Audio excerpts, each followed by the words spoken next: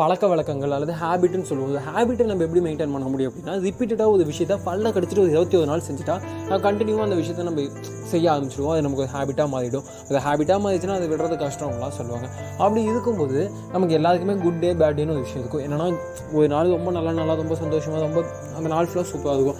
ஒரு நாள் வந்து நல்லா ஸ்டார்ட் ஆகிருக்கும். ஆனால் முடியும் போது என்னடா டே ரொம்ப மொக்கடா ரொம்ப ஒஸ்ட்டுப்பா அப்படிங்கிற மாதிரி தோணும். அப்படி இருக்கிற சூழ்நிலையில் டெய்லி ஒரு ஹேபிட்டு தூங்கத்துக்கு முன்னாடி சின்ன ஹேபிட் வச்சுருந்தோம் அப்படின்னா அதனால் நம்ம மைண்டை வந்து நம்மளால் நியூட்ரலைஸ் பண்ண முடியும். குட் ஆர் பேட் எல்லா ஃபீலிங்ஸையும் வந்து நம்ம நியூட்ரலைஸ் பண்ணிட்டு தூங்கும்போது நிம்மதியாக தூங்க முடியும் அப்படின்னா எப்படி இருக்கும்? செமையாக்குள்ள அது வந்து இந்த ஹேபிட் தான் பண்ணணும் அப்படிங்கிற ஒரு புக்கு படிக்கிறதா இருக்கலாம், ஒரு மியூசிக் கேட்கறதா இருக்கலாம். இன்றைக்கெல்லாம் ரீசெண்ட் டைம்ஸில் பார்த்தா அந்த நைட் டைமில் மியூசிக் கேட்கறது ரொம்ப பாப்புலராக பேசப்படுது.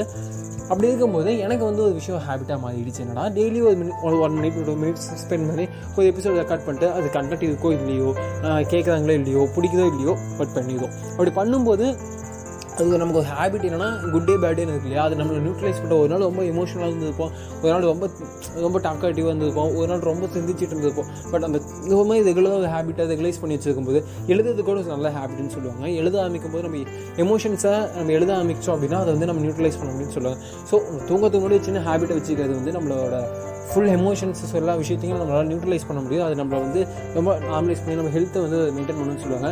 ஸோ இது என்னோட 100 எபிசோட். தொடர்ந்து இந்த மாதிரி நல்ல எபிசோட்ஸ் கொடுக்க முயற்சி பண்ணியிருக்கேன்.